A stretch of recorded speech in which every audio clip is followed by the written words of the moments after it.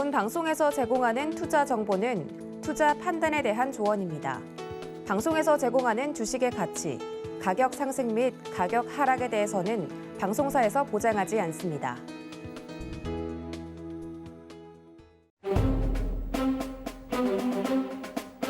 안녕하세요. 서경의 부장들에서 방송 부장을 맡고 있는 저는 도하나입니다. 오늘도 여러분들 시장 어떻게 느끼셨을지 궁금합니다. 장이 끝난 뒤에 펼쳐지는 진짜 부장들의 솔직 담백한 주식 토크쇼 서경의 부장들에서 연말 이제 다 다가오고 있고 연초도 다가오고 있는 이 상황에서 어떻게 시장을 좀 정리를 하고 내년 전략을 짜가면 좋을지 많은 분들이 고민이실 텐데요. 저희 부장님들 회의 함께 참석하시면서 여러 가지 주식 전략들 챙겨가 주시면 좋을 것 같습니다.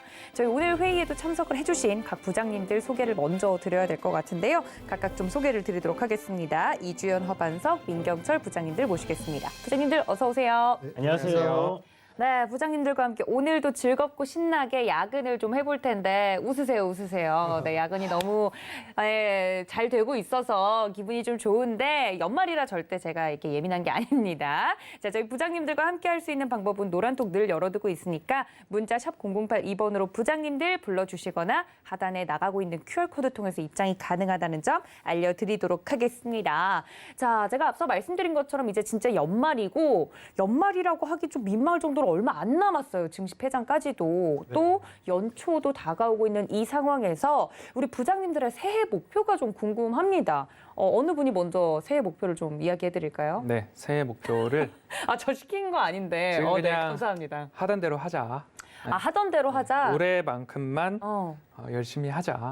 올해 우리 산업부는 그 수익률이 좀 괜찮았나 봐요. 뭐 그런 것 같습니다. 네, 자신감 알겠습니다. 우리 테마부는 둘째를 아닙니다. 네. 둘째를 알겠습니다. 미안해. 네, 지금 아내분의 동의 없이 둘째 계획을 선포하셔서 이거는 좀 정정 보도가 앞으로 이어져야 될 것 같은데 알겠습니다. 개인적인 목표도 좋고요. 우리 민 부장님은 일단은 뭐 연말 수익률을 냈던 것만큼만 내년에 좀 잘 냈으면 하는 바람이 있습니다만 네. 일단은 뭐 포부지 않겠습니까? 그렇죠. 목표지 않겠습니까? 목표죠. 내년에는 상한가 100종목 잡을 수 있도록 제가 이제 뭐 내년 한 해를 터트리는 우리 상한가 부장이 되도록 하겠습니다. 상한가 네. 부서가 네. 팀장이 되는 팀으로 승격하는 날까지. TF팀에서 이제 뭐 팀으로 성격되는 것처럼 알겠습니다. 우리 상한가 부서 팀장으로서 또 부장으로서 이야기를 해드렸으니까 100종목 꼭 잡아냈으면 좋겠네요. 저희 방송부도 나름 목표가 있습니다. 새해 목표는 우리 부장님들이 좀 더 웃으면서 방송할 수 있도록 노력을 좀 해볼게요, 부장님들. 왜 제 눈을 안 마주치시는지. 내년에는 개인기도 좀 준비를 해주세요. 제 개인기가 보고 싶으신가요? 알겠습니다. 연말을 하도록 하겠습니다. 호랑이 기운을 받아서 방송부도 재미있게 노잼에서 유잼으로 바뀔 수 있도록 좀 노력을 해보도록 하겠습니다. 자, 저희 부장님들과 함께 새해 다짐도 들어봤는데 시청하고 계시는 우리 시청자분들도 새해 다짐이나 목표를 세우셨을 겁니다. 이번 연도가 좀 아쉬웠다 하시는 분들은 내년엔 좀 더 낫기를 혹은 이번 연도에 생각보다 수익률이 괜찮다 하시는 분들은 내년에도 평탄하게 좀 이어지기를 바라실 텐데요. 저희 부장님들과 함께 하신다면 더 힘차고 밝은 새해를 맞이할 수 있을 거라 생각이 듭니다. 노란톡 열어두고 있을 테니까 문자 샵 0082번으로 지금 바로 들어와 주시면 좋을 것 같고 자, 오늘 시장에 대해서도 부장님들과 이야기를 해봐야 될 것 같아요. 오늘 발제자 누구시죠? 네, 접니다. 네, 상한가 부장님이신데 오늘 시장 브리핑 좀 부탁드릴게요. 네, 일단 오늘 뭐 움직였던 섹터에 대해서만 세 가지만 좀 브리핑을 간단하게 드리도록 하겠습니다. 첫 번째는 메타버스 관련주들이 강세였습니다. 그 이유는 지구 반대편에서 사명을 메타로 바꾼 페이스북이 강세였고 그리고 메타버스 세계를 구현하기 위해서 필요한 그래픽카드 업체 엔비디아가 강세였고 그리고 메타버스 세계를 구축하는 데 필요한 중앙 처리 장치 CPU AMD가 강세였고 뭐 여러 가지 우리 메타버스와 관련된 종목들이 지구 반대편에서 강세를 보이니까 우리나라에서도 우리 메타버스 게임주들이 코스닥 시장에 좀 지수 상승을 좀 견인했다라고 평가를 하도록 하겠고요.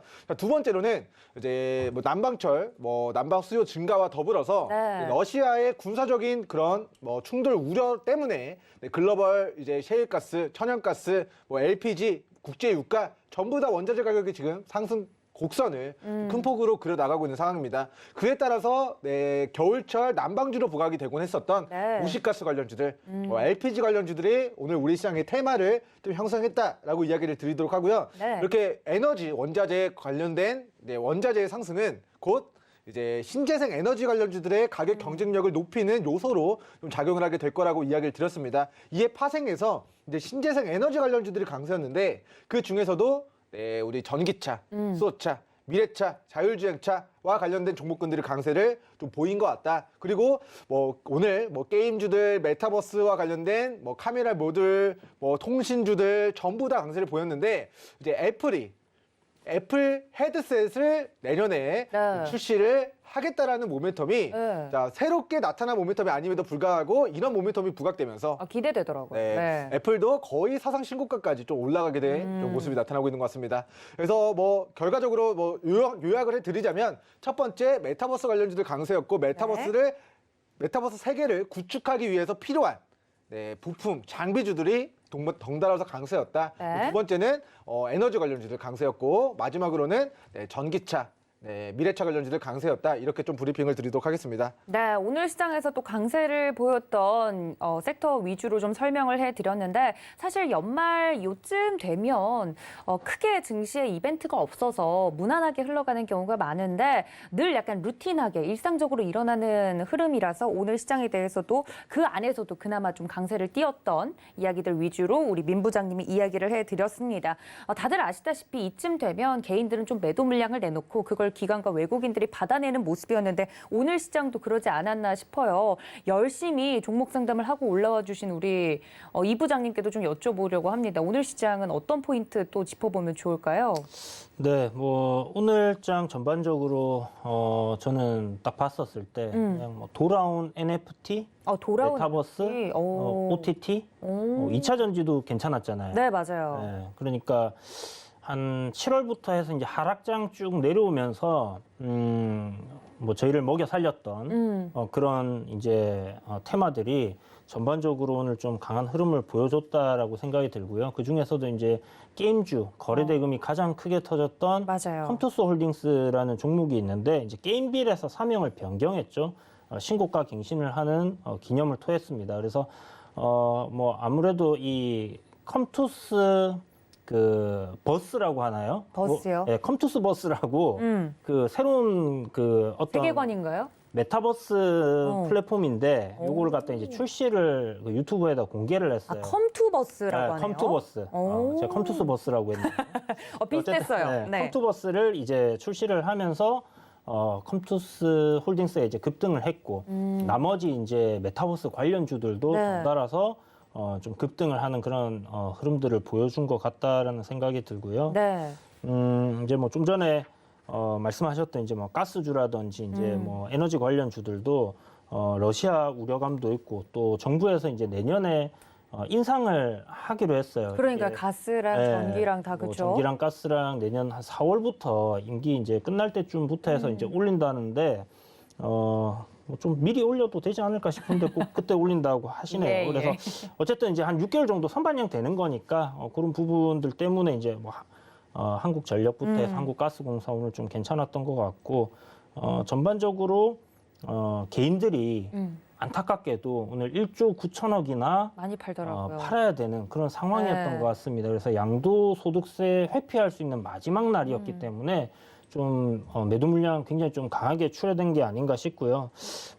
개인적으로 좀 우리 앞으로 이제 대선이 얼마 안 남았기 때문에 네. 양대 큰 두 당 분들께 좀 네. 부탁을 드리자면 여야 후보에게 네, 이런 좀 악법은 좀 없애는 게 좋지 않겠나. 실효성이 전혀 없잖아요. 주식 투자자분들이면 이 법에 대해서는 다들 생각이 있으실 텐데. 네, 이게 뭐 회피해버리면 어차피 세금도 안 거치는데 그렇죠. 또 이 장기적으로 투자를 할 수도 없는 그런 요건을 만들어주는 거기 때문에 그러네요. 하나에. 네. 그래서 이런 거는 좀 고민을 하셔가지고 없애주시는 게 좀 좋지 않겠나 싶습니다. 뭐 오늘 시장 뭐 한 이 정도 보면 될 것 같네요, 그죠? 오늘 굉장히 부장님스러웠어요. 아 그래요? 네, 멘트가 그리고 이 템포가 네. 굉장히 그리고 마지막에 그 첨언까지 네. 완벽했습니다. 네. 네, 관련돼서 오늘 시장에 대해서 이야기를 해드렸는데 특히 메타버스 부분은 우리 민경철 부장님께서 이야기해주신 것처럼 강세를 좀 띄워줘서 NFT와 메타버스 다시 돌아오는가 하는 기대감이 컸던 것 같고 아까 PD님과도 그 얘기를 잠깐 나눴어요. 아까 컴투버스라고 이런 세계관이 있는 것처럼 그 메타버스 세계관이 구축이 되는 것처럼 우리도 메타버스 아바타로 좀 구현이 돼서 방송을 하면 재밌지 않을까. 아 그러면 좋죠. 집에서 이제 이렇게 저희는 누워 있고. 아바타가 나와서 여기 이제 또 머리 위에 이렇게 그렇죠, 얼굴이 그렇죠. 나오고. 예, 예. 근데 제가 네. 오늘 이 컴투버스 나와서 유튜브로 검색을 해봤거든요. 네, 네. 찾아보니까 아바타가 안 예쁘던가요? 그게 아니라 그냥 온라인 게임 저희가 하는 거랑 뭐 다른 게 없어요. 저는 약간 그 생각이 들어요. 게임 거기 캐릭터랑 좀 다를 게 없다. 보이스 채팅만 된다라는 거지 음. 뭐 대단한 게 없는 것 같은데. 아무튼 뭐. 예, 아무튼 메타버스 NFT에 대해서는 뭐 저희 회의를 통해서 늘 다뤄왔던 부분인데 관련돼서도 2022년에도 다룰 수 있으면 좋겠네요. 관련돼서 또 우리 허 부장님께도 이야기를 들어봐야 될 것 같습니다. 오늘 시장 어떻게 보셨습니까? 네. 안 보셨나요? 뭐 차트를 잠시 보시면 예, 예. 위는 코스피, 아래는 코스닥 주봉으로 열어놨습니다.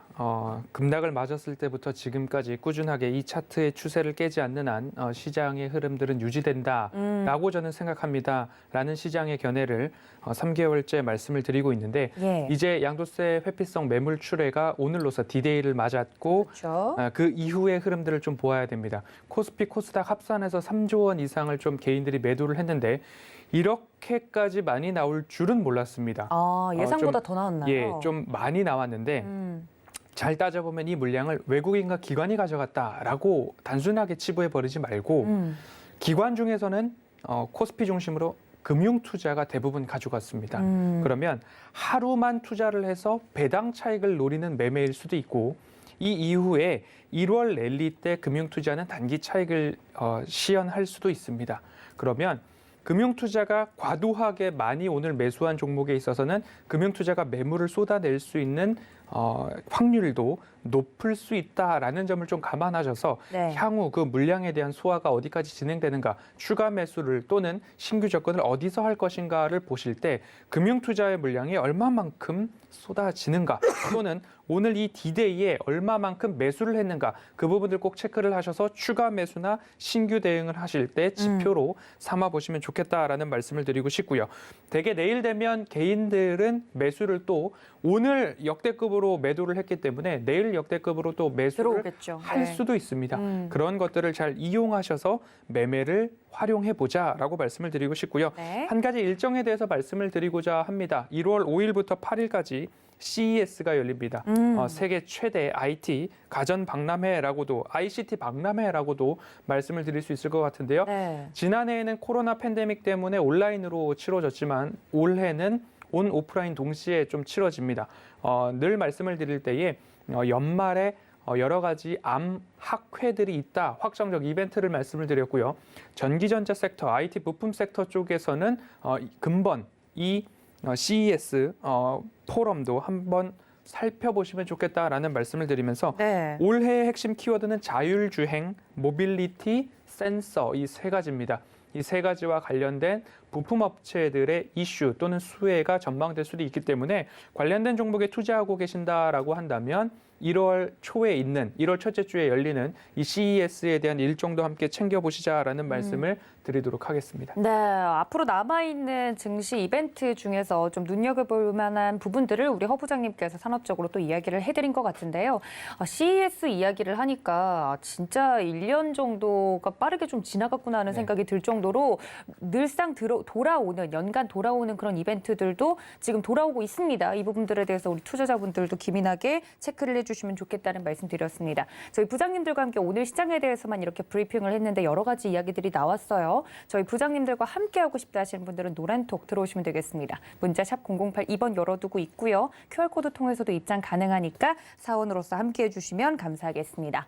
자, 저희가 최근에 나누었던 회의 주제들 중에 로봇 다루었고요. 5G 다뤘었고 NFT 관련해서 또 다뤘었고 메타버스는 꾸준히 언급이 됐던 그런 부분들인데 이 부분들이 급등 흐름을 흐름을 좀 보여주면서 공략을 좀 했던 종목들의 흐름이 좋다고 해서 종목 리뷰도 좀 듣고 넘어갈까 합니다. 먼저 로봇을 2탄까지 또 3탄까지 기약을 해주고 계시는 네. 우리 민 부장님께 로봇 관련주 안 여쭤볼 수가 없겠네요. 3탄 네. 해야 될 것 같은데요, 부장님? 3탄은 뭐 상한가 한 뭐 10종목 잡으면 그때 3탄 아, 예, 알겠습니다. 어떤 종목들이 일단은 있었죠? 뭐 우리 로봇 관련주를 1탄 진행해가지고 로보 상한가 잡아드렸고요. 그리고 SPC 스탠스 상한가 2번 연속으로 잡았습니다.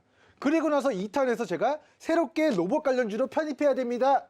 이야기 드렸던 3개 종목들이 네. 한 종목도 빠짐없이 다 올라갔습니다. 오, 그 그럴까요? 종목들에 대한 브리핑을 이제 드리도록 할 텐데 예, 예. 일단은 뭐 시장 얘기만 30초만 조금 추가하고 자, 바로 손으로 종목 셉니다. 이야기를 하도록 자, 하겠습니다. 자, 세겠습니다. 자, 오늘 지금 코스피 시장에서 외국인과 기관들이 2조 원을 순매수했고요. 그리고 코스닥에서 외국인과 기관이 1조 원 크게 순매수가 좀 들어온 모습입니다. 근데 어찌되었건 이제 코스피 시장에서 개인들이 70조 순매수해서 개인들의 물량을 던지자 증시가 연이어서 상승하는 모습이 나타나고 있고요. 자, 코스닥 시장에서는 외국인들이 정말 1년 만에 보기 힘든 자, 순매수로 전환이 됐습니다. 그래서 이러한 흐름이 집 나간 외국인이 그리고 집 나간 기관들이 다시 한번 코스닥 시장에서 순매수로 전환하면서 증시 상승을 견인할 수 있을 것인가에 대한 부분을 좀 관심 있게 추적해 주시면 좋을 것 같고요. 자, 바로 종목 이야기로 넘어가도록 하겠습니다.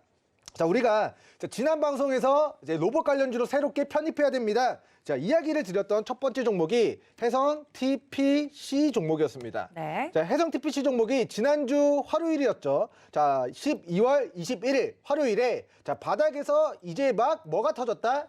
거래대금이 터졌다. 그렇기 때문에 이미 고가에 위치해 있는 로봇 관련주보다 우리는 해성 TPC 종목을 관심 있게 봐야 됩니다라고 지난주 화요일에 일주일 전에 이야기를 드렸습니다.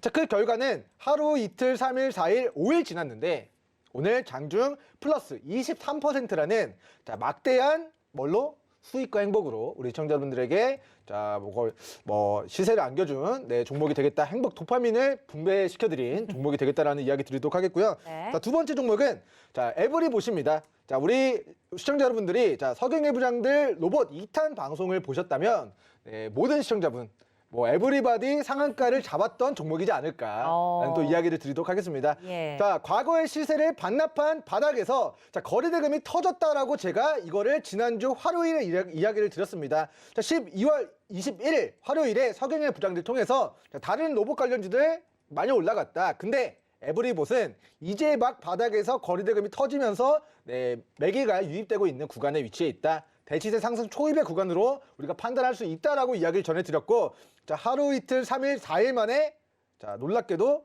상한가 부장으로서 자, 로봇 관련주 또다시 상한가를 잡아낸 종목이 에브리봇 종목이 되겠다라는 이야기 드리도록 하겠고요. 자, 오늘도 자, 어제보다 많은 거래대금을 수반하면서 장중 플러스 12.95%까지 추가 시세 기록했습니다. 그래서 일주일 동안 거의 40%가 넘는 10년치 은행이자 이상의 상승 파동을 저는 에브리봇으로 우리 시청자분들에게 안겨드렸다라는 이야기 드리도록 하겠고, 자, 마지막 로봇 관련주들 중에서 제가 마지막 세 번째로 로봇 관련주 관심 있게 편입해야 된다라고 소개를 시켜드렸던 종목이 티라유텍이라는 종목이었습니다. 예. 자, 이 종목도 우리 12월 21일 자, 화요일에 이야기를 드렸고요. 자, 바로 다음 날 플러스 자, 정정하겠습니다. 11.69%가 올랐고, 그리고 바로 어제 14%가 올라오면서 자, 종가 12,000원 대비 자, 14,000원까지 거의 뭐 15% 정도의 상승 파동을 또 일주일 만에 누려볼 수 있었던 종목이 자, 티라유텍이라는 종목이었고요.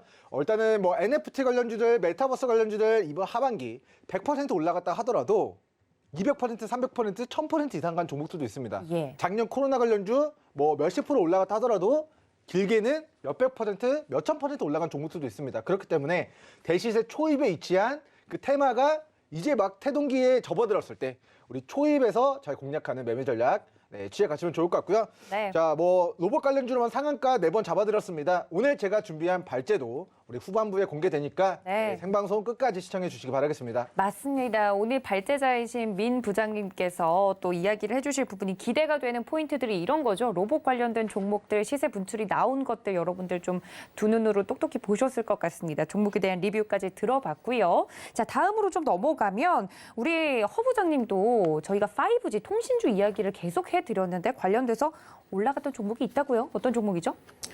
네, 통신 장비주를 말씀을 드릴 때에 두 가지 종목, 세 가지 종목, 통신 사업자까지 하면 SK텔레콤도 좀 말씀을 드렸었는데요. 맞네요. 뭐 SK텔레콤, 서진시스템, 그리고 RFHIC, RF머티리얼즈 이렇게 조금 아침에 작전 리포트 시간에도 그렇고요. 서경의 부장들에서도 그렇고요. 일주일에 동일한 섹터와 산업을 좀 다루고 있습니다. 그런 부분들 중에서 뭐 카메라 모듈부터 시작을 해서 반도체 그리고 통신 장비까지도 하나하나 반등이 다 나온 상황입니다. 11월 18일 주간 SK텔레콤과 RF머티리얼즈, 서진시스템 말씀을 드렸고요. 11월 10일 미국의 인프라 투자 관련된 부분으로 RFHIC와 RF머티리얼즈를 말씀을 드렸는데요. 먼저 RF머티리얼즈를 좀 보도록 하겠습니다. 11월 10날입니다. 11월 10날 저녁 방송에서 아침 방송에서 다 말씀을 좀 드렸는데요.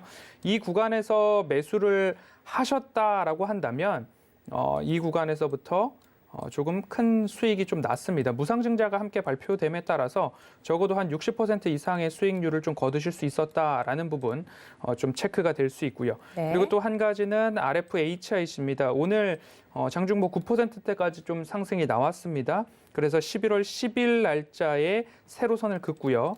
그리고 나서 매수를 하셨다라고 한다면 산업부장과 함께 작전 리포트와 서경의 부장들을 보셨다라고 한다면 그 전에도 약 20% 이상 그리고 보유를 하셨더라면 다시 한번 또 상승의 수익률이 지켜져가는 그런 흐름들을 좀 보실 수 있었습니다. 이러한 통신 장비주에 대한 기대감들을 좀 말씀을 드리는 이유는 뭐 단순하게 오래 쉬었기 때문에 그렇습니다라고 말씀을 드렸던 게 아니라 산업의 방향성과 시장의 성장성이 만나면 투자자에게는 수익으로 돌아온다라는 이야기를 끊임없이 반복해서 좀 말씀을 드리고 있거든요. 네.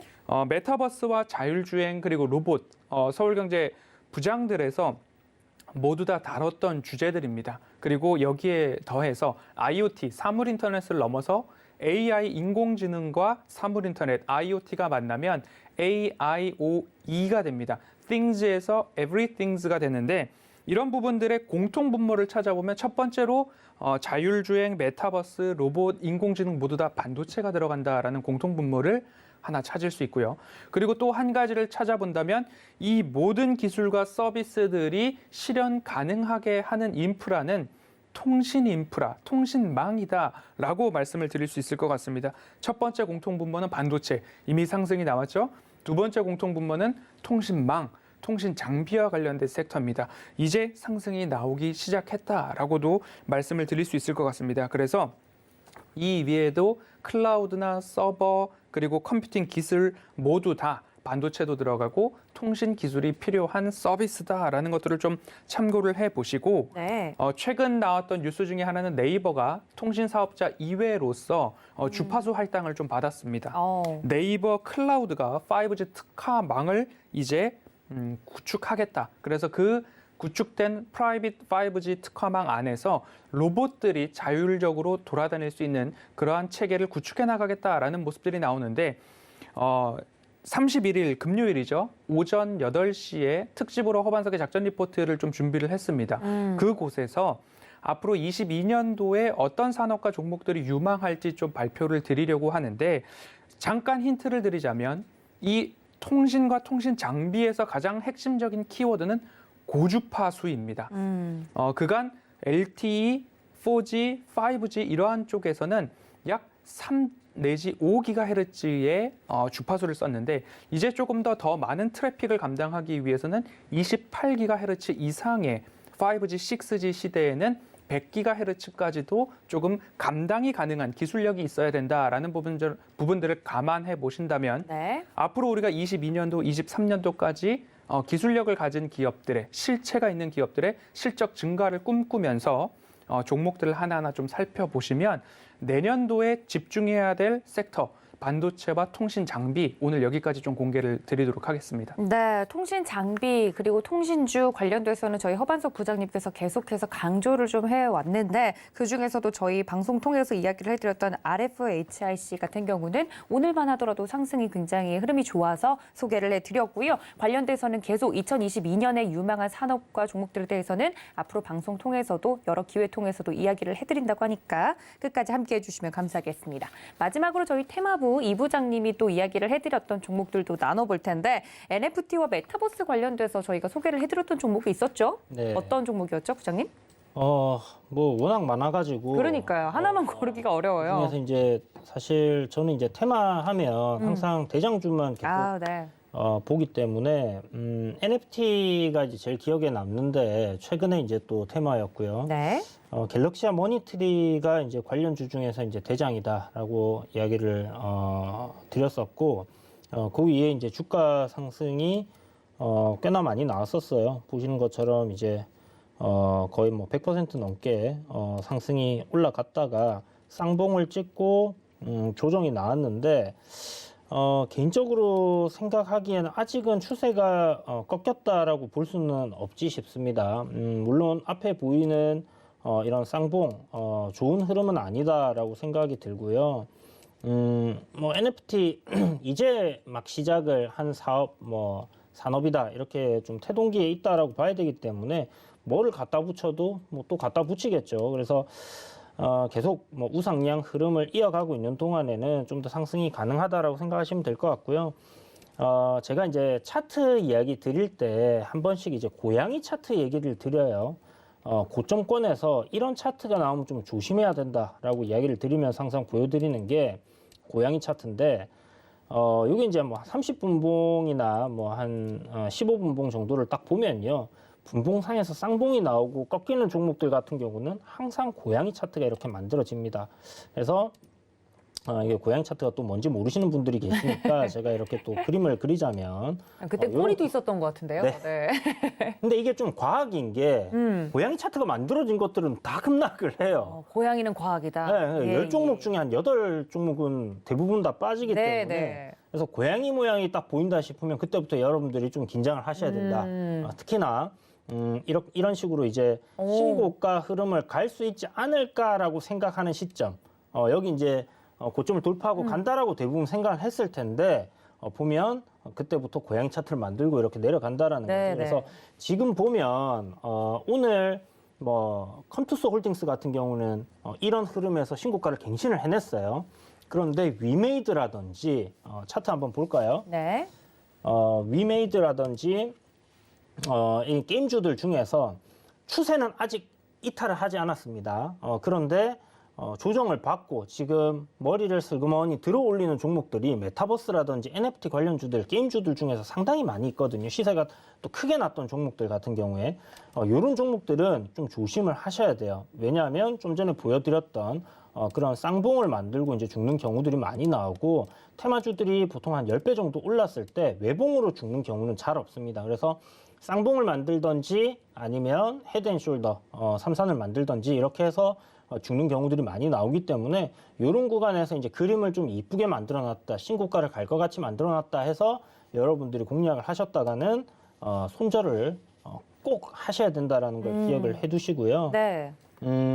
사실 메타버스나 NFT 내년에도 뭐 전망은 유망하다라고 사람들이 좀 얘기를 하고는 있습니다만은 주가가 이미 워낙 많이 올랐기 때문에 그렇죠. 분명히 예전처럼 처음에 이제 막 이야기 드렸을 때처럼 그냥 사두고 제가 이제 그때 이야기 드렸던 게 듣도 보도 못한 테마가 나왔을 때는 일단 사둬라. 그냥 사고 묻어두면 수익이 난다라고 이야기를 드렸잖아요. NFT 처음에 나왔을 때 뭐지? 메타버스 뭐지? 막 이렇게 뭔가 와닿지 않는 그러나 시장에서 열광하는 그런 테마들은 그냥 묻어두면 돈이 된다라고 이야기를 드렸는데 네. 지금은 이제 뭐 워낙 주가 많이 올랐기 때문에 그런 시점은 지나갔고 어느 정도 트레이딩 관점으로 좀 접근을 하셔야 돼요. 아마 갤럭시와 머니트리도 옆으로의 이제 기간 조정을 좀 거치든지 시세를 좀 주면서 올라가는 척 하다가 다시 한번 고양이 꼬리를 길게 만들어가는 네. 그런 흐름이 잡힐 가능성이 좀 있지 않겠나라는 생각도 드니까요. 월말에는 항상 새로운 테마가 나오던지 하는 그런 경우들이 생깁니다. 그래서 이제는 조금 새로운 테마를 기다리는 관점으로 여러분들 좀 접근하시는 게 좋겠다. 단기적인 트레이딩 관점에서는 거래 대금이 빵빵 터지고 있는 돈이 쏠리고 있는 섹터이기 때문에 여러분들이 언제든지 트레이딩으로는 접근이 가능하다 이렇게 생각이 듭니다. 네, 2021년 핫 키워드 중에 하나였죠. 메타버스와 NFT에 관련돼서 움직였던 종목들 중 이 대장주를 좀 이야기를 해드렸습니다. 그리고 관련된 종목들에 대해서 트레이딩 관점에서 이렇게 많이 시세가 분출이 됐을 때 어떻게 하면 뒤에 좀 대응을 할 수 있을지에 대한 부분도 저희 부장님께서 이야기를 해드렸으니까 이 점까지 참고 부탁드립니다. 자, 그렇다면 오늘 발제자이신 민경철 부장님께서 준비해 주신 오늘의 이슈도 만나봐야 될 것 같은데요. 어떤 이슈인지 지금 바로 만나보시죠.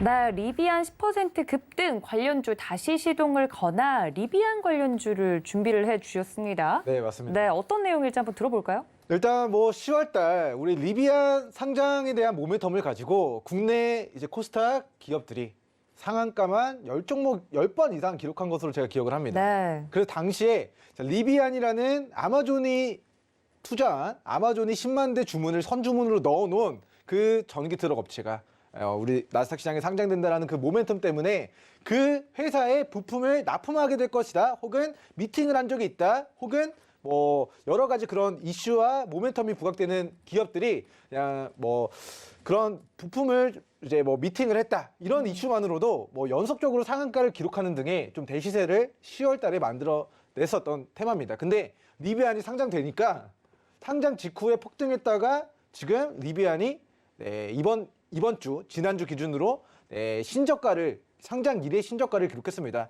근데 그 신저가를 기록하고 나서 미국 증시가 반등하니까 테슬라가 다시 한번 반등하니까 지금 우리 리비안도 지금 지구 반대편에서 전일자 지금 바닥에서 플러스 10%대 장대 양봉에 상승 장악형의 캔들을 만들어냈단 말이죠.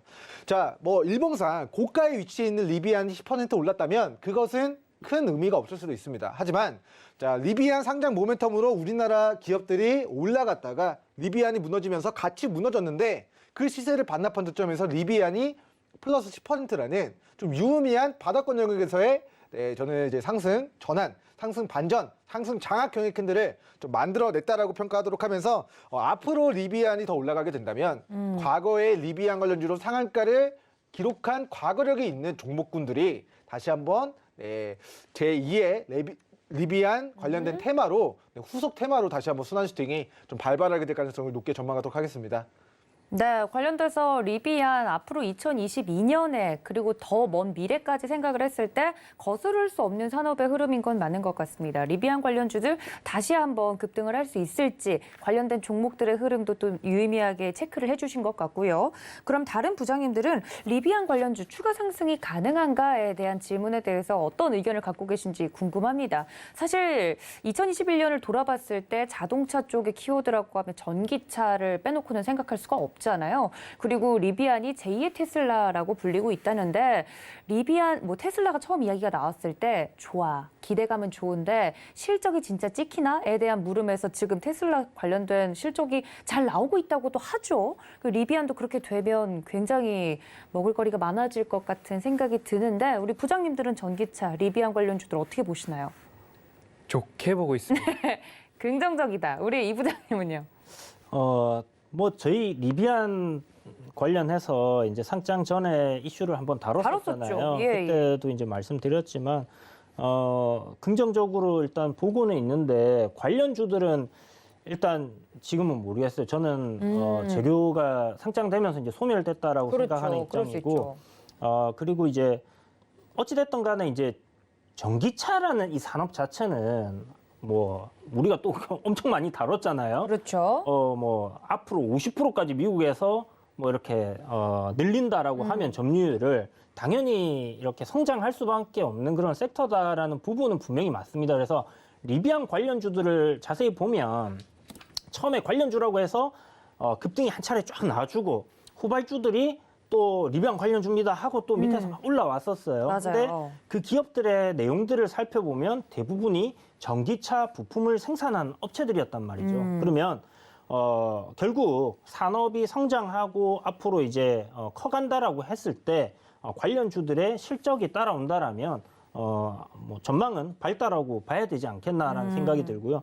테마적인 관점에서는 뭐 어떻게 될지 사실 잘 모르겠어요. 뭐 주가 급등이 나온다라면 뭐 충분히 또 따라가는 흐름들이 지금 만들어졌기 때문에 그런 흐름도 나올 수 있지 않겠나 생각은 드는데 개인적으로 저는 이제 시세 크게 한번 나와주고 난 이후에 그 저항대 안에서 이제 노는 종목들은 별로 그렇게 좋아하지 않기 때문에 이제는 하나의 또 식상한 또 테마의 재료가 되지 않았나라는 그러니까요. 생각도 또 들고요. 그래서 그러나 뭐 언제든지 꿈과 희망을 부풀어 넣을 수 있는 그런 테마임에는 맞는 것 같아요. 그래서 뭐 또 다른 새로운 신차가 나온다든지 네. 뭐 그런 리비안뿐만이 아니라 또 다른 전기 자동차 업체들이 굉장히 좀 잘 떠오른다든지. 되는 상황들이 발생이 되고 또 시장에 전기차에 대한 이런 이목이 쏠리게 되는 시점이 온다라고 하면 충분히 또 관련주들이 상승하는 흐름들은 만들어질 가능성은 있다 이렇게 생각은 듭니다. 네, 이게 참 성장성과 한계가 뚜렷하게 보이는 것 같아요. 지금 시점에서는요. 당연히 파이가 커지고 시장성이 커지면 먹을거리가 풍부해지겠지만 지금에서 종목들이 많이 오른 부분을 봤을 때는 조금 시간이 걸리지 않을까 이런 의견도 있네요. 우리 민 부장님. 리비아는 이제부터 시작입니다. 아, 이제 그러니까 시작이다? 지금의 연간 생산량은 이제 15만 주 정도 되는 공장을 가지고 있어요. 일리노아 주에. 예. 근데 지금 이 15만 주 정도 되는 연간 생산 캐파를 20만 주로 늘릴 계획이고요. 신규 상장을 해서 회사가 뭐가 생겼나요? 자금 조달을 했습니다.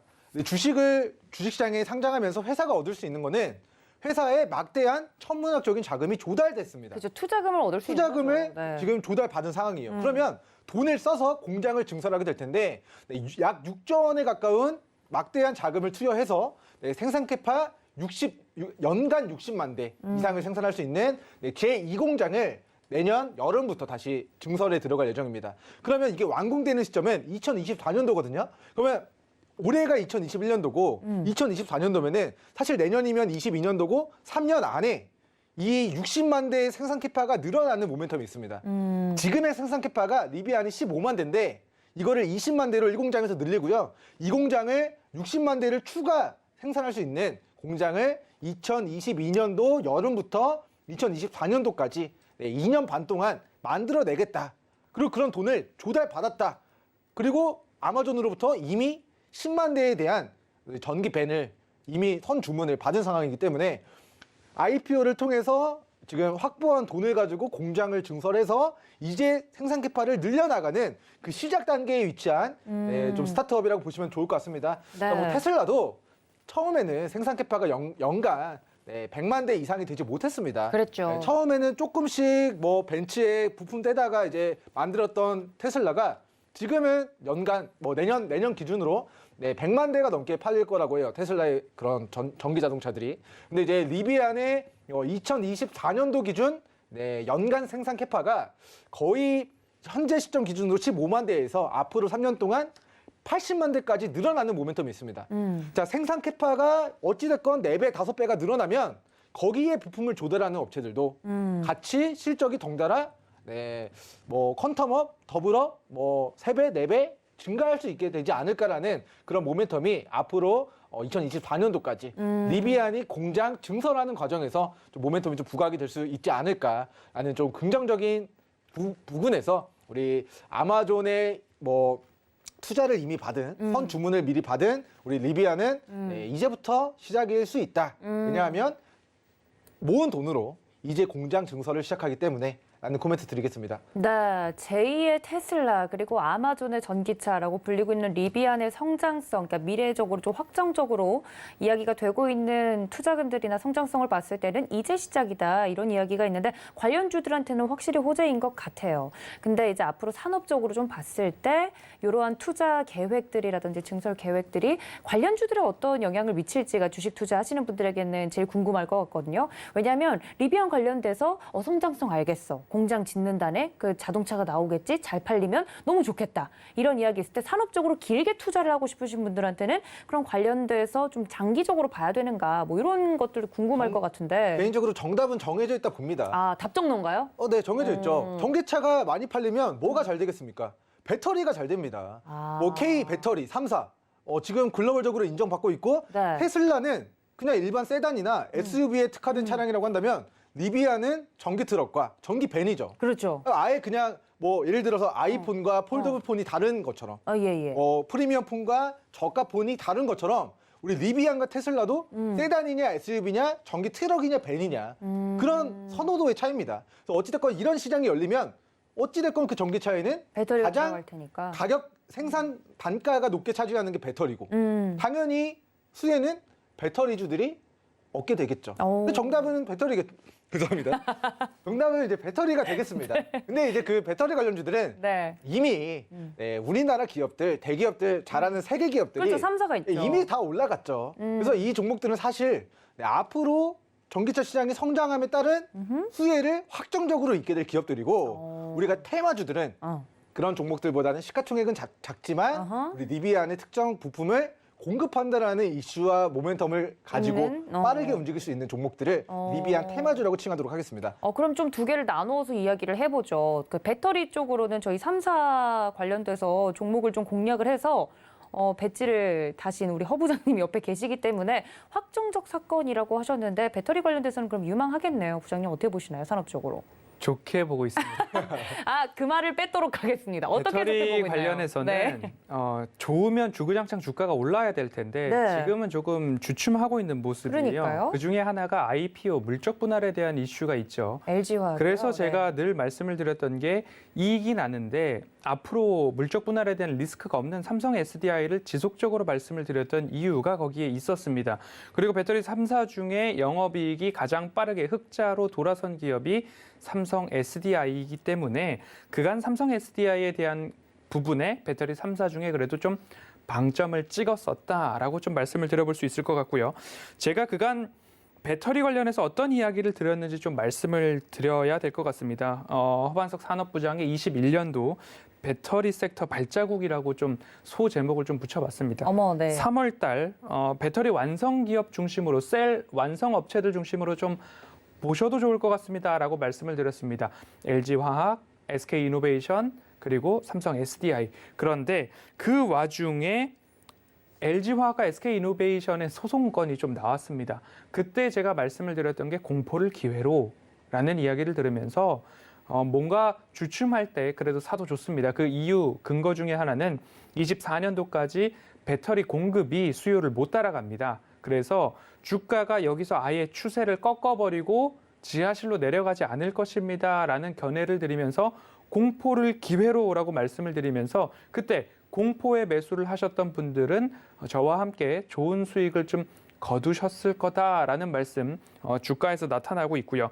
그리고 나서 5월 들어서는 이런 말씀을 드렸습니다. 셀 배터리 완성 업체로 우리가 수익을 잘 봤으니까 이제 주목해 볼 곳은 배터리의 성능 혁신입니다라고 하면서 소재에 대한 기업들을 좀 말씀을 드렸습니다.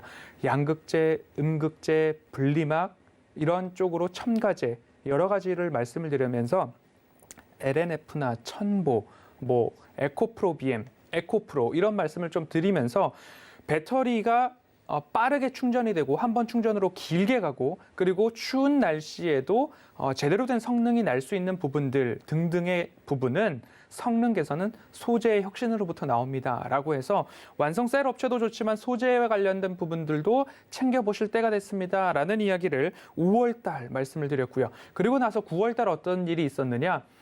폭스바겐의 파워데이가 열리면서 배터리 내재화에 대한 이슈가 또 나왔고요. 그리고 LG화학에서 배터리 GM 볼트 사업뿐만 아니라 배터리 화재 건들이 좀 나기 시작했습니다. 그때 어떤 말씀을 드렸냐면 배터리 내재화는 하루아침에 일어나지 않습니다. 왜냐하면 20년 업력 이상의 연구 개발을 한 배터리에서도 화재가 나고 있는데 그것을 단숨에 배터리를 우리가 만들겠다 해서 뚝딱 만들어낼 수 있는 기업은 많지 않다. 그리고 현실적으로 좀 어렵다. 그러면 조인트 벤처, 합작 법인 설립을 통해서 완성차 업체와 완성 셀 업체가 합작 법인으로 나아가지 않을까라는 말씀을 드리면서 LG화학, SK이노베이션 죽지 않습니다라는 말씀을 드려서 곳곳에서 조정이 나올 때마다 매수 기회를 좀 짚어드렸었는데요.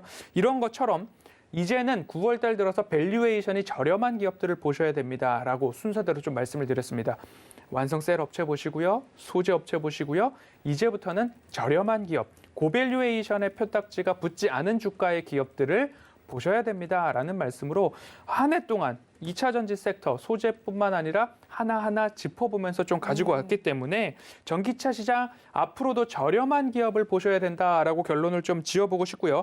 배터리 가격에 있어서는 치킨 게임이 나올 수 있습니다. 그래서 이익을 잘 내는 기업, 이익률이 좋은 기업, 흑자를 내는 기업 중심으로 완성셀이나 소재 기업들 살펴보시는 것이 앞으로 22년도 네. 전기차뿐만 아니라 배터리 관련된 섹터를 보시는 데에 주안점을 놓고 보시면 좋겠다라고 정리해 보겠습니다. 네, 배터리 3사에 대해서는 우리 허반석 부장님께서 자세하게 또 이야기를 해드렸던 부분이 있기 때문에 그걸 복기해드린 것 같고요. 관련돼서도 전기차에 좀 투자를 하고 싶다, 어떤 종목을 사야 될까, 그 종목을 보는 데 있어서도 기준을 좀 마련을 해드린 것 같습니다. 이 부분까지 함께 참고하시면 좋을 것 같은데요.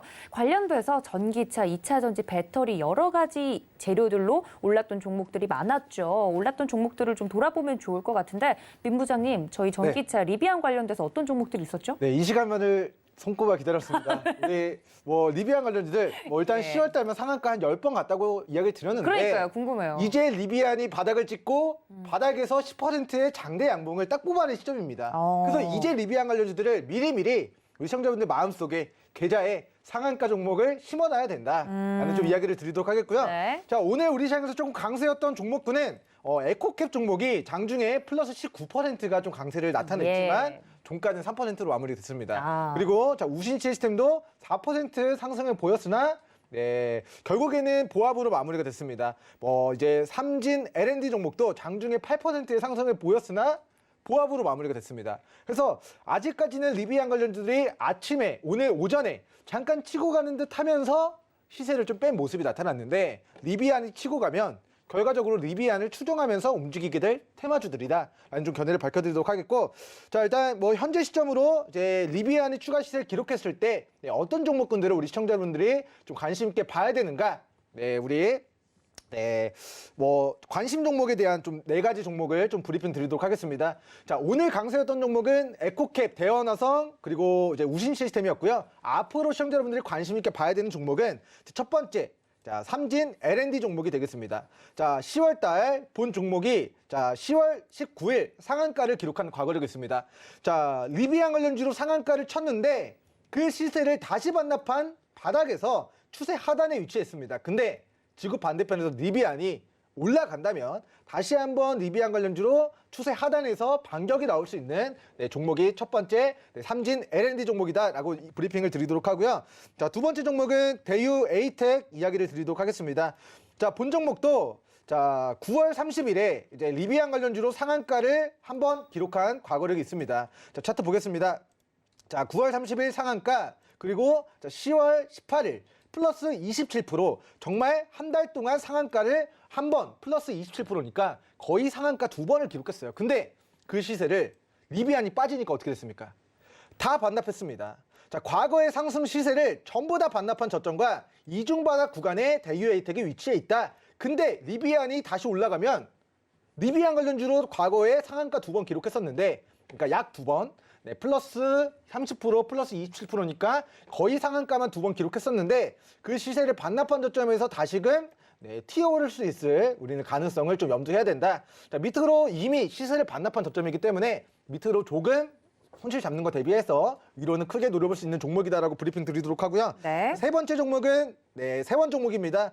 똑같은 시기에 주가가 올라갔었는데 자, 9월 29일 이 종목도 상한가를 기록했어요. 장중에. 자, 상한가를 기록하고 그 다음날 플러스 21%까지 이틀 만에 50%라는 거래대금 빵 터뜨리면서 시세가 나왔었는데 다시 그 시세를 반납한 바닥에서 이제 고개를 들기 시작하는 상황입니다. 자, 리비안 관련주가 상장 이후에 최저가에서 이제 막 고개를 들기 시작하는데 이 종목도 자, 리비안이 추가 시세 기록하면 바닥에서 또다시 리비안 관련주로 추가 시세 나올 수 있는 기술적 구간 위치에 있다 이야기 드리도록 하고요.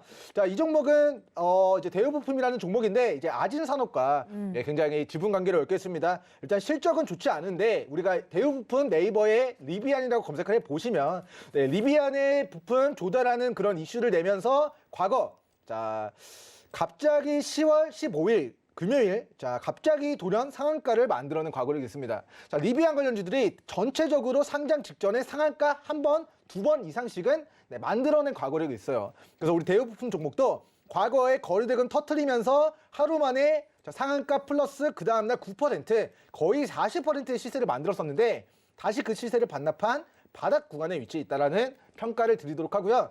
리비안이 올라간다면 과거의 리비안 이슈로 상한가 플러스 알파의 시세를 기록한 종목들이 그리고 그 중에서도 자 에코캡 종목 잠깐만 브리핑 드리겠습니다.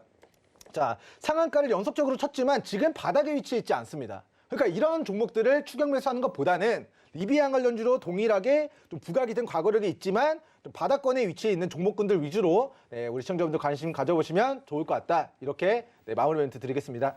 네, 리비안 이슈를 준비해 주신 우리 민경철 부장님께서 관련돼서 과거에 상승이 나왔던 그리고 앞으로 갈 만한 유력한 종목들의 소개까지 들어봤습니다. 저희 부장님들과 함께 오늘 전기차 그리고 리비안 관련주들 이야기를 나눠봤는데요. 더불어서 내일장 전략 준비해 주셨다고 하니까 어떤 내용일지 지금 바로 만나보시죠. 네, 부장님들의 내일장 핵심 포인트 짚어보고 넘어가도록 하겠습니다. 자, 테마 부장님이신 이 부장님은 연말 마무리를 위해 이것에 집중하자 말씀을 드렸고요. 우리 산업 부장님이신 허 부장님은 또 초성 퀴즈를 내주셨습니다. 마지막이 수익인 것 같은데 그 중간을 제가 모르겠네요. 관련돼서 맞추고 싶다 하시는 분들도 집중해 주시면 좋을 것 같고 마지막으로 오늘 발제자이신 상한가 부장님 리비안이 오르면 이것도 상승한다 이야기를 해드렸습니다. 내일장 포인트에서 대명사 내용이 궁금하다 하시면요. 여러분 노란톡 들어오셔야 되겠습니다. 지금 바로 받는 사람 문자 샵 0082번으로요. 부장님들 불러주시거나 QR코드 통해서 입장이 가능하니까 이용해 주시기를 바랍니다. 또 본 방송에서 제공해 드린 정보는 투자 판단에 대한 조언일 뿐 해당 주식의 가치나 수익률을 보장하고 있지 않다는 점까지 말씀을 드리면서 오늘 회의는 여기서 마무리하도록 하겠습니다. 시청해 주신 여러분 고맙습니다.